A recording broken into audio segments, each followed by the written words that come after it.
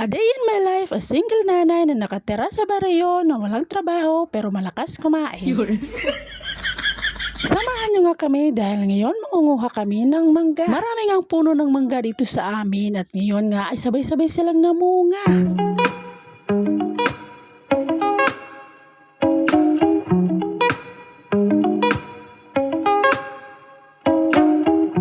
Kasama nga namin itong mga bulilit dahil kung iiwan naman ay nagwawala, tumiiyak. At itong ang dalawa ay dito na nga sa kabila dumaan para diretso akyat na sila at hindi natatawid. At ito naman yung malawak na palayan dito sa amin at nag-uumpisa na silang ihanda yung palayan para sa susunod na tagtanim. Maswerte nga yung mga malapit na palayan sa irrigation dahil sila yung nauunang mapuno yung tubig kaysa sa malalayo. Kaya naman yung mga malalayo ay hindi pa nga nakakapag-umpisa dahil kulang na kulang pa yung tubig sa kanila. O siya, balik na nga tayo dito sa puno ng mangga dahil nandito na nga kami at ito nga dalawa ay nag-uunahan ng umakyat. Buti nga ngayon ay maraming bunga dahil ang nakaraang taon ay hanggang bulaklak lang sila, nagkalaglagan na. Nagsiakyatan na nga sila at ako nga ay nagpaiwan na dito sa baba dahil may mga bulilit kaming kasama. Mahirap na walang bantay at baka hindi namin namalayan ay nasa deck na pala.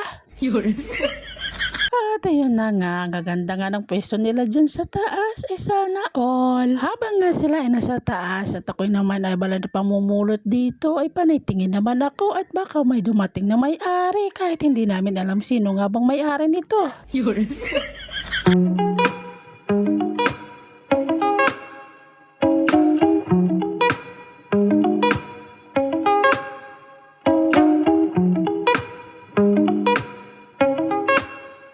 At ito nga si Bunso ay abalang-abalang sa pamumulot ng mangga at tuwang-tuwa pa yan pag nakakapulot. Kumuha lang din naman kami ng aming kakainin at konting nadadala sa bahay dahil alam nyo na pag may nagtanong kung saan kami galing at nanguha kami ng mangga ay agad hihingi na yan. Ang sarap nga tumambay dito sa ilalim ng puno ng mangga dahil feel mo yung hangin na fresh na fresh. At ito nga tatlong batang ito ay binabantayan nga yung mga mangga.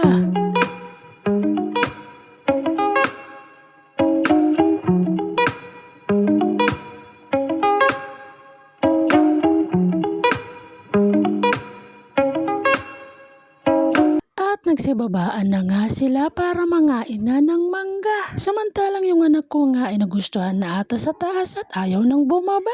Pila na nga kami dito magbalat ng mangga dahil isang kutsilyo lang naman ang aming dala. Natatakam na tuloy ako dahil paano naman yung asin ay may sili. Mukhang mapaparami ata ang kain namin dito. Katapos nga namin kumain ay umuwi na din kami. Gusto pa namin sanang magtambay kaso nga lang ay baka nga kami ay maabutan ng may-ari. Ay lagot tayo niya.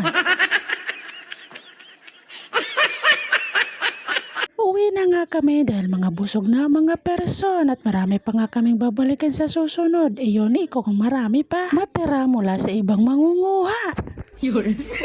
Hanggang sunod ulit.